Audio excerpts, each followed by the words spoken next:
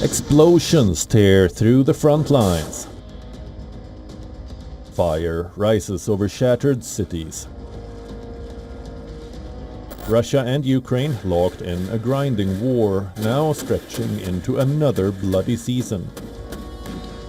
Russia is making a new thrust into eastern Ukraine near the mining town of Dobropilya, a move aimed to increase the pressure on Ukraine to cede land.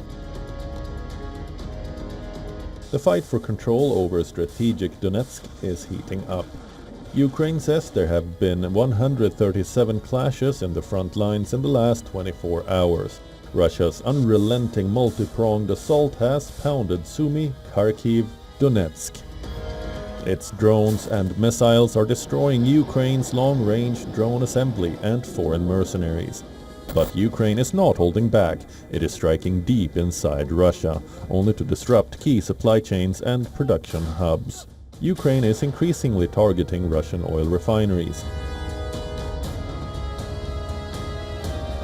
On the front line, Ukrainian troops are bracing for what could be the war's most intense phase yet.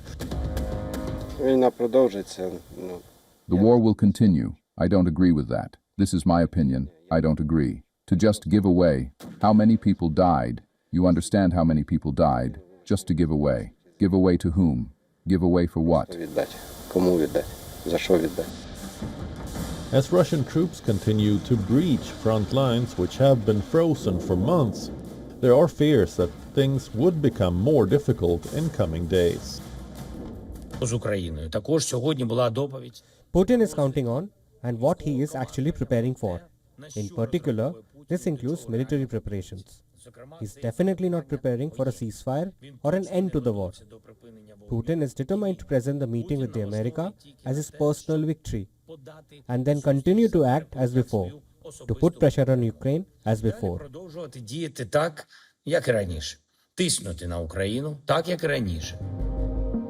Europe is weighing in ahead of Trump-Putin talks on Friday. It says Ukraine should have freedom to decide its future.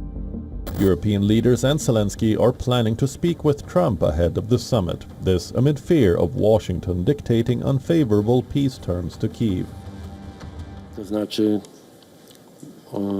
That is to say, Ukraine cannot lose this war, and no one has the right to put pressure on Ukraine when it comes to territorial concessions or other decisions that would smell of capitulation. But Trump is clear in his position.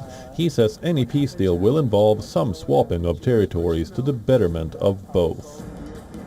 I'm going to meet with him. We're going to see what the parameters are. I'm then going to call up President Zelensky and the European leaders right after the meeting, yeah. And I'm going to tell them what kind of a deal. I'm not going to make a deal. It's not up to me to make a deal. At the end of that meeting, probably in the first 2 minutes, I'll know exactly whether or not a deal can be made. Because that's what I do. I make deals.